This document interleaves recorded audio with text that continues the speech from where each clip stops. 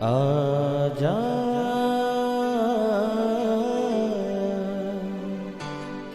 प्रभु यीशु के दर आजा, जीवन मिलेगा तुझे। आजा आजा प्रभु यीशु के दर आजा,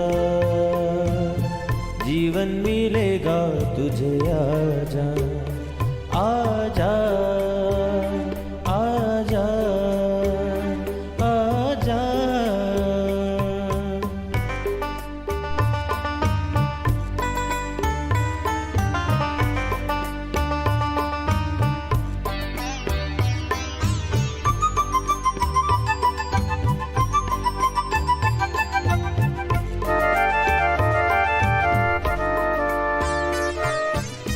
दिल पे जो तेरे बड़ा बोझ है, सारी उम्र का एक रोग है।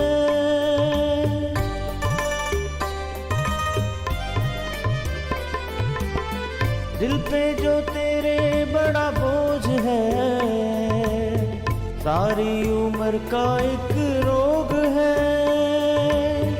क्यों नहीं आता यीशु पास तू, ताकि न रहे फिर उदास तू। क्यों नहीं आता यीशु पास तू, ताकि न रहे फिर उदास तू। आजा प्रभु यीशु के दर आजा, जीवन मिलेगा तुझे। आजा आजा आजा आजा। Praise the lord everyone. मैं pastor Kulbhushan Johar, Asian church of Christ Vancouver BC से प्रोग्राम नई ज़िंदगी की ओर में आप सबका बहुत बहुत स्वागत करता हूं। मैं उम्मीद करता हूं आप सब लोग अच्छे होंगे, तंदुरुस्त होंगे और परमेश्वर के कलाम में बढ़ रहे होंगे। आइए हर बार की तरह हम परमेश्वर के कलाम में से सीखने से पहले, वचन को पढ़ने से पहले, आइए हम अपने सरों को झुकाएंगे, अपनी आंखों को बंद करेंगे। आइए हम प्रार्थना में जाएंगे। सर्वशक्तिमान परमेश्वर यीशु मसीह नासरी, हम आपका धन्यवाद करते हैं। आपने ये मौका दिया कि हम एक साथ मिलकर आपके वचन में से सीख सकें, आपकी हजूरी में बैठ सकें। महान परमेश्वर, होने दे कि आज जब हम आपके वचनों को सुने, आज जब आपके वचनों में से सीखें, ये वचन हमें नई ज़िंदगी की ओर लेके जाएं। हर अंधकार की शक्ति, हर उलझाने वाली स्पिरिट जो तेरे वचनों के खिलाफ है, यीशु मसीह के नाम से हम उसे डांटते हैं, झिड़कते हैं और ख़त्म करते हैं। खुदावंद, आप हम सब की अगुवाई करना, हमारी मदद करना, हमारी सहायता करना। यीशु मसीह के सामर्थी नाम से हम मांगते हैं, आमीन आमीन। आप भी बोल सकते हैं आमीन। आमीन का मतलब जो कुछ हमने मांगा प्रभु यीशु मसीह उसको एज इट इज़ रिलीज़ करे। और बीच में जब मैं हालेलुया वर्ड का इस्तेमाल करता हूं तो शायद से कोई मेरा भाई बहन इसका मतलब न जानता हो, तो मैं आपको बताना चाहता हूं हालेलुया का मतलब है आसमान में प्रभु यीशु मसीह के नाम की स्तुति हो। Praise God.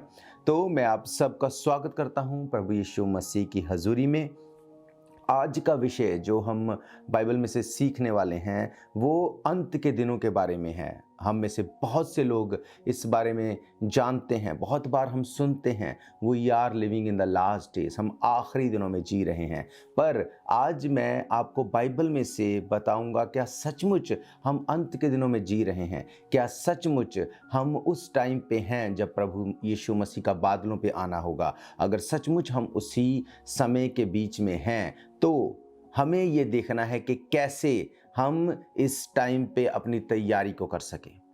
हमें इस बात को देखना है कि कैसे हम अपने आप को तैयार कर सकें उस अंत के टाइम पे यीशु मसीह के साथ जाने के लिए।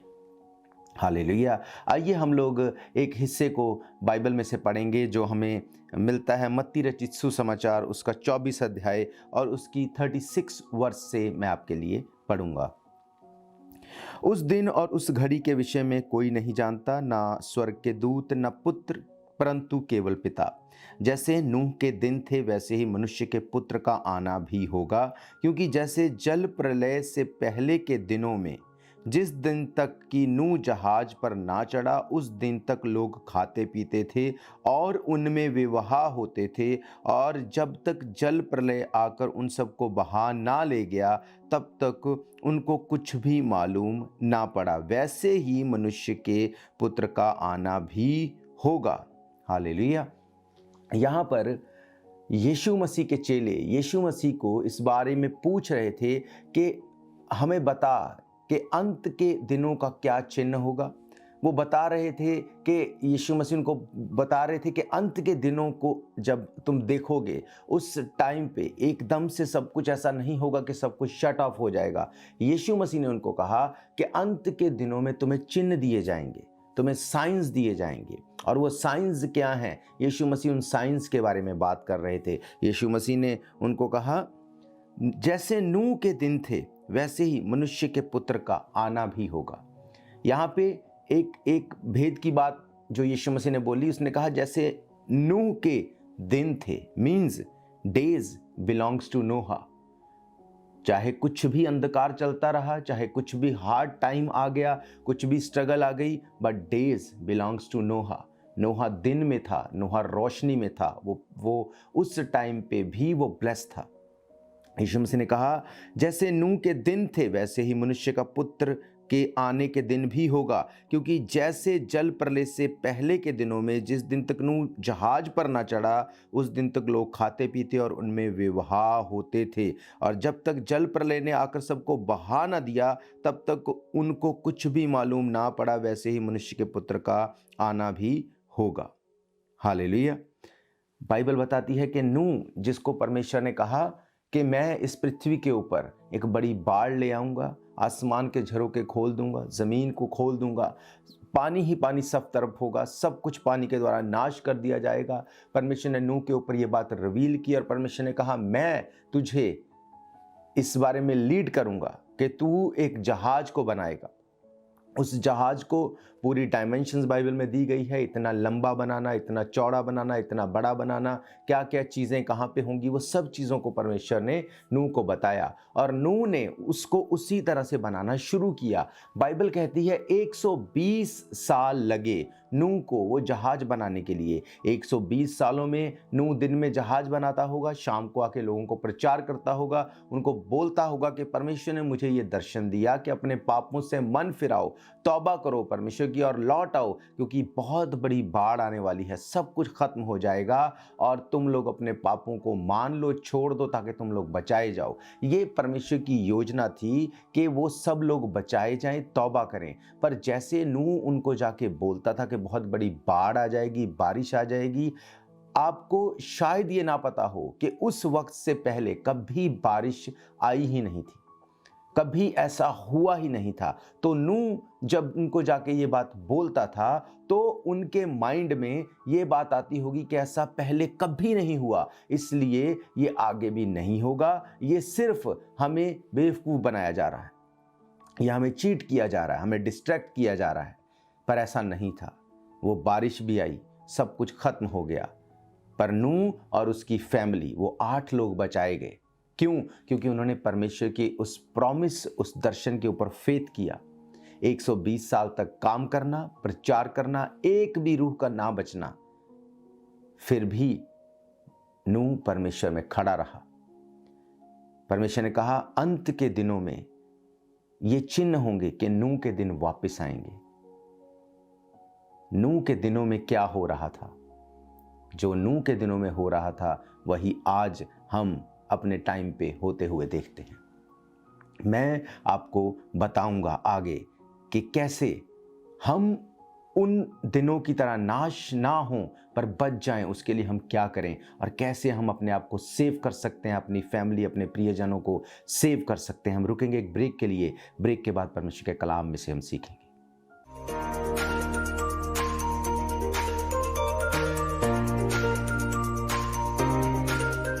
ਸਾਰਿਆਂ ਨੂੰ ਜੈ ਮਸੀਹ ਕੀ। ਮੇਰਾ ਨਾਮ ਗੁਰਜੀਤ ਕੌਰ ਹੈ। ਅੱਜ ਮੈਂ ਆਪਣੀ ਤੇ ਆਪਣੇ ਹਸਬੈਂਡ ਦੀ ਲਾਈਫ ਦੀ ਗਵਾਹੀ ਦੱਸਣਾ ਚਾਹੁੰਦੀ ਹਾਂ ਕਿ ਕਿਸ ਤਰ੍ਹਾਂ ਪ੍ਰਭੂ ਯਿਸੂ ਮਸੀਹ ਨੇ ਸਾਡੀ ਲਾਈਫ ਦੇ ਵਿੱਚ ਵੱਡਾ ਕੰਮ ਕੀਤਾ। 2016 ਦੇ ਵਿੱਚ ਸਾਡੀ ਮੈਰਿਜ ਹੋਈ। ਆਫਟਰ ਮੈਰਿਜ ਮੈਨੂੰ ਸਟੱਡੀ ਵੀਜ਼ੇ ਤੇ ਕੈਨੇਡਾ ਆਉਣ ਦਾ ਮੌਕਾ ਮਿਲਿਆ। ਉਸ ਟਾਈਮ ਮੈਂ ਪ੍ਰੈਗਨੈਂਟ ਸੀ।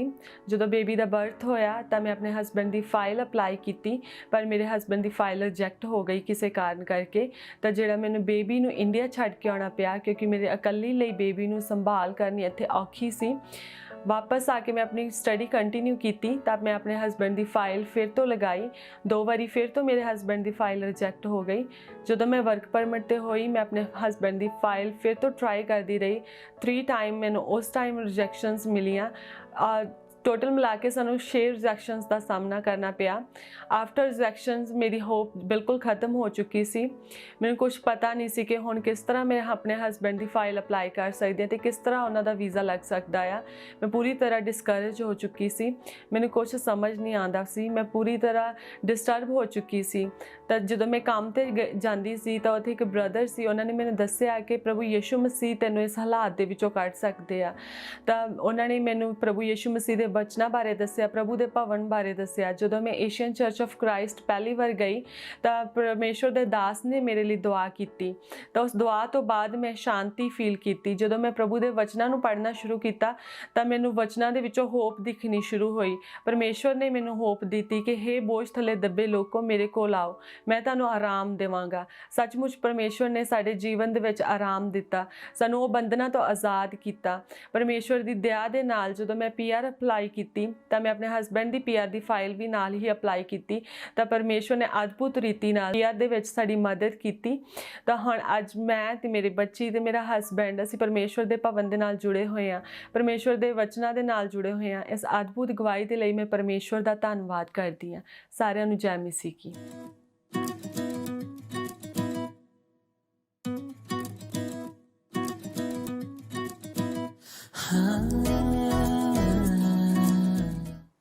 स्वागत है आप सबका एक बार फिर से प्रभु यीशु मसीह की हजूरी में। हम देख रहे हैं कि कैसे प्रभु यीशु मसीह ने अपने आने से पहले चिन्हों को, उन साइंस को दिया। यीशु मसीह ने कहा कि मेरे आने से पहले नूह के दिन वापस आएंगे। नूह के दिनों में क्या होता था?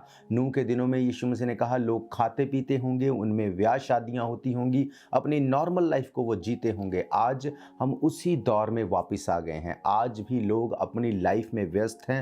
उन्हें कोई फ़र्क नहीं पड़ता कि कोई उनको क्या बता रहा है। बाइबल में कैसे यीशु मसीह के आने के बारे में लिखा, पापों से तौबा करने के बारे में लिखा, किसी को कुछ नहीं सुनना। वही दिन वापस आ चुके हैं। यीशु मसीह ने कहा था कि जब मेरा वापस आना होगा बादलों पे अपने लोगों को उठाने के लिए, उससे पहले नूह के दिन वापस आएंगे।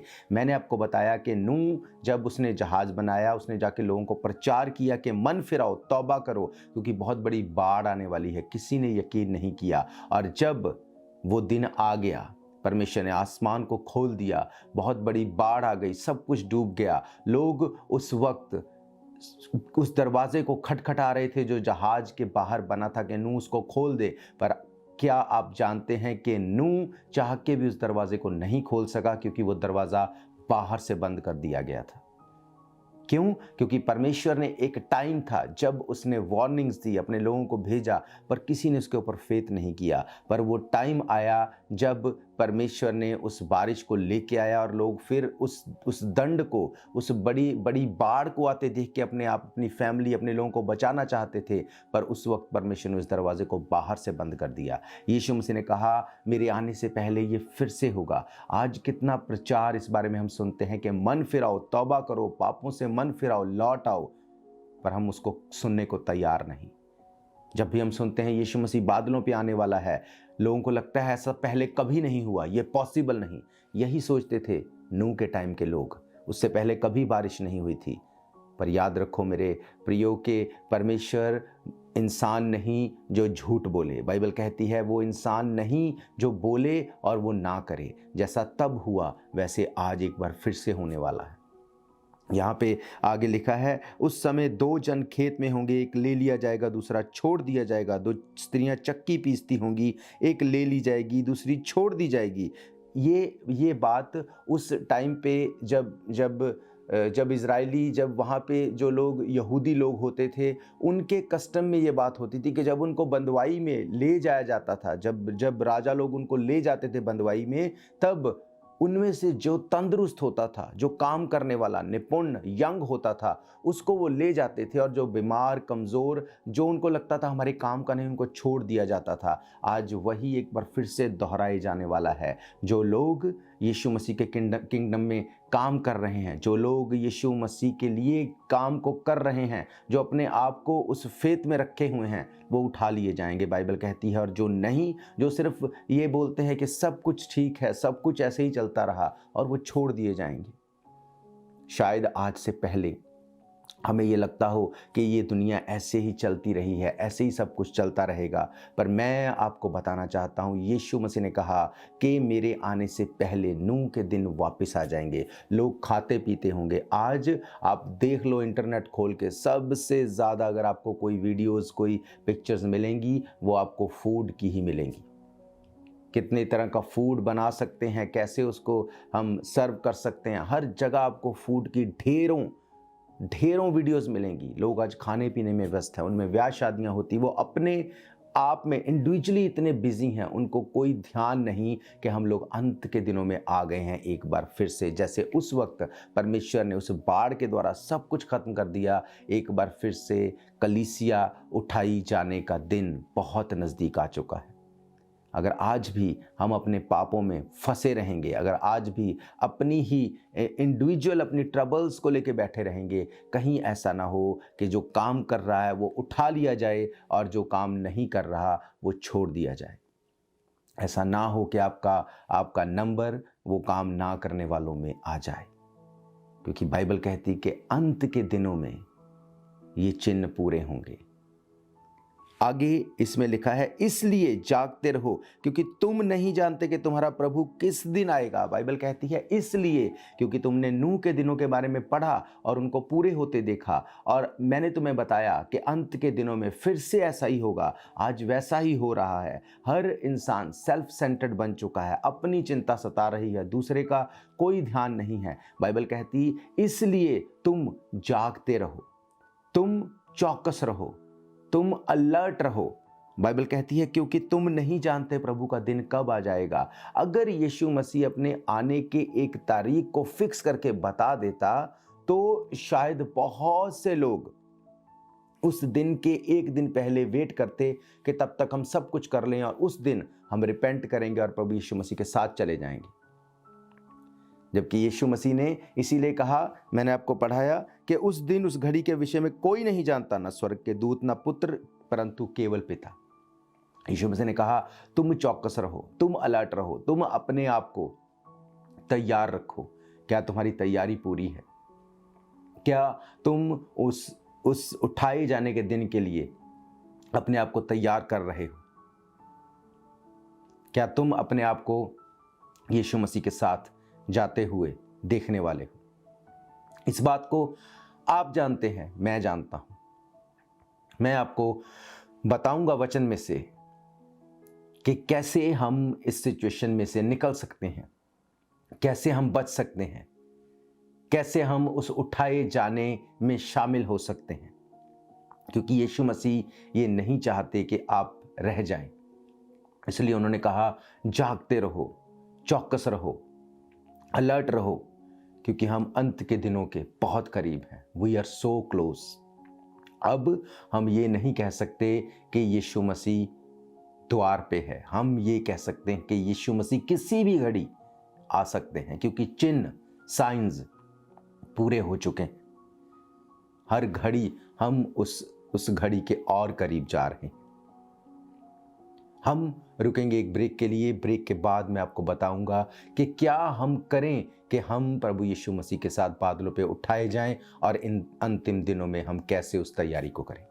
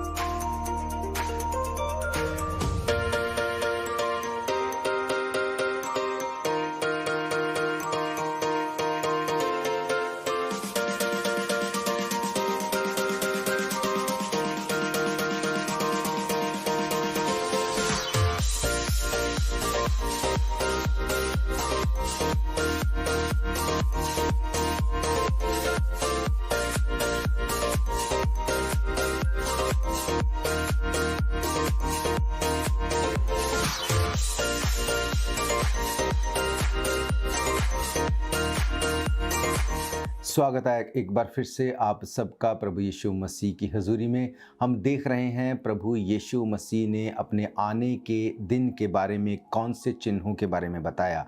यीशु मसीह ने कहा मेरे आने से पहले नूह के दिन वापस आएंगे। हम उन्हीं दिनों में जी रहे हैं। मैंने आपको बताया कि कैसे उस वक्त के लोगों ने फेथ नहीं किया कि बारिश होगी, क्योंकि कभी बारिश नहीं हुई थी। आज के दौर के लोग इस बात के ऊपर फेथ नहीं करते कि यीशु मसीह बादलों पे आएगा और कलीसिया उठा ली जाएगी, क्योंकि आज से पहले उन्होंने कभी ऐसा नहीं देखा। पर जैसे उस वक्त बारिश आई और सब कुछ खत्म हुआ, इस वक्त में भी यीशु मसीह आएगा और कलीसिया चली जाएगी। क्या हम करें, कैसे अपने आप को ट्रेन करें?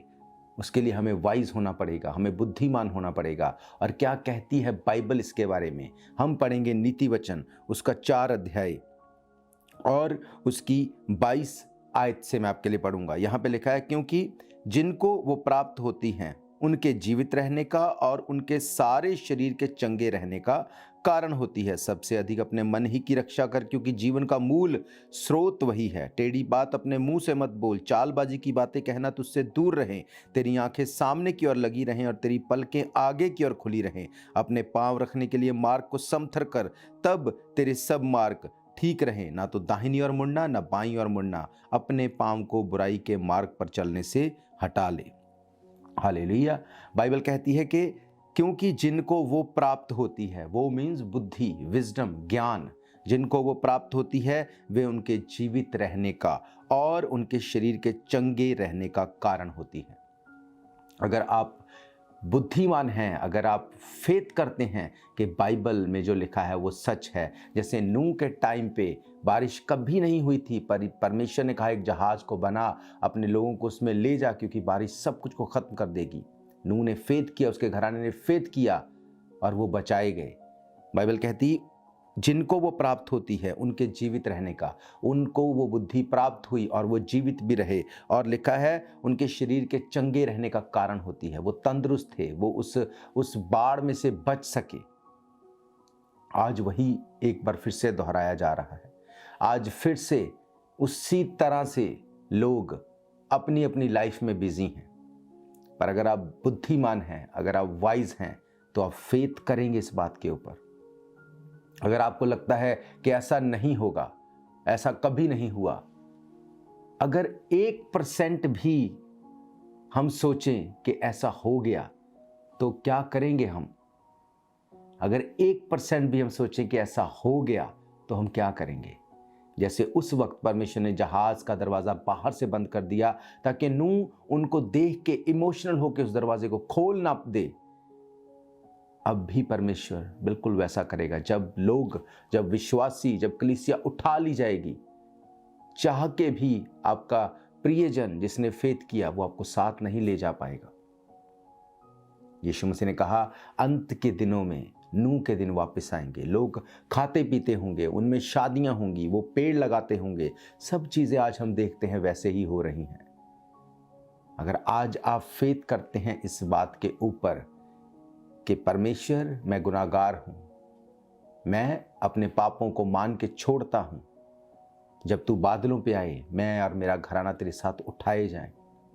क्योंकि बाइबल कहती है उस रैप्चर के बाद एक भारी कलेश इस पृथ्वी के ऊपर होगा। वो ग्रेट ट्रिबुलेशन का टाइम, जिसमें सरवाइव करना इजी नहीं होगा।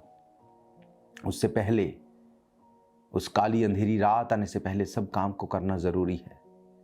यीशु मसीह ने कहा अगर तू जानता कि चोर किस घड़ी आएगा तो तू जागता रहता और चोरी नहीं होने देता।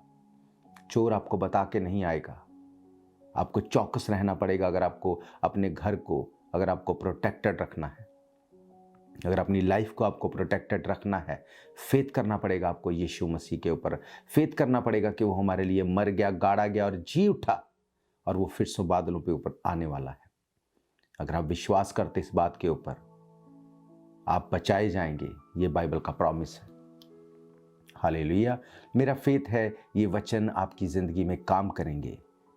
आप उस टाइम के लोगों की तरह अपने मन को कठोर नहीं करेंगे, पर इस बात के ऊपर फेथ करेंगे कि यस, यीशु मसीह आएगा और हम उसके साथ बादलों पे जाएंगे। मैं आप सबके लिए प्रार्थना करूंगा आप अपने गुनाहों को माने परमेश्वर के आगे। आप इस प्रार्थना को मेरे पीछे दोहरा सकते हैं और मेरा फेथ है परमेश्वर आपको छुएंगे और आपसे बात करेंगे। आइए हम लोग अपने सरों को झुकाएंगे, अपनी आंखों को बंद करेंगे। सर्वशक्तिमान परमेश्वर यीशु मसीह नासरी, आपके वचनों के लिए धन्यवाद करते हैं जिनमें से हमने सीखा। आपने कहा कि अंत के दिनों में नूह के दिन वापस आएंगे। आज हम उन्हीं दिनों में जी रहे हैं परमेश्वर। आज लोग सेल्फ सेंटर्ड हो चुके हैं, लोग खाते पीते हैं, ब्याह शादियां होती हैं, लोग पेड़ लगा रहे हैं, सब कुछ वैसे ही हो रहा है। महान परमेश्वर, मैं प्रार्थना करता हूँ इस वक्त जितने लोग मुझे देख रहे हैं, खुदावंद ये तेरे ऊपर ईमान लेके आए, तू जीवित परमेश्वर को अपना उद्धारकर्ता ग्रहण करें। आप इस प्रार्थना को मेरे पीछे दोहरा सकते हैं। परमेश्वर, हम पापी हैं, आदम से चले आ रहे पापों से हम तौबा करते हैं, अपनी लाइफ के पापों से हम तौबा करते हैं। बाइबल कहती है जो अपने गुनाहों को मान लेता और छोड़ देता उसके गुनाह माफ़ किए जाते हैं। महान परमेश्वर, मैं अपने गुनाहों को मानता हूँ, मानती हूँ, छोड़ता हूँ, छोड़ती हूँ। आप मुझे ग्रहण करें, आप मेरे पापों को धो के अपने लहू से मुझे शुद्ध करें और साफ करें और अपने बेटे और बेटियाँ होने का अधिकार दें। यीशु मसीह के सामर्थी नाम से हम मांगते हैं, आमीन, आमीन, हालेलुया। मैं ये फेथ करता हूँ ये वचन आपकी ज़िंदगी में काम करेंगे। और अगर आप चाहते हैं, कोई भी क्वेश्चन आपकी लाइफ में है, आप चाहते हैं आपके लिए प्रेयर की जाए, तो आप हमारे नंबर 7788922250 के ऊपर कॉल कर सकते हैं और हम मिल के आपके लिए दुआ करेंगे और आप सेम नहीं रहेंगे। मैं ये बात को जानता हूँ और मैं आपको बताना चाहता हूँ, अगर आप इन पर्सन चर्च में आके हमारे साथ भवन में सर्विस को अटेंड करना चाहते हैं, एवरी संडे दोपहर 1 बजे 660 east 51st Avenue Vancouver BC में हम मिलते हैं। आप हमारे साथ इन पर्सन भी ज्वाइन कर सकते हैं। तो हम फिर मिलेंगे नेक्स्ट वीक परमेश्वर की हजूरी में। तब तक के लिए आप सबको प्रेज द लॉर्ड, जय मसीह की। God bless you all. शायद ये मौका होगा आखिरी, तुझको बुला रहा है नासरी। धोखा ही धोखा संसार है, प्रभु यीशु का सच्चा प्यार है।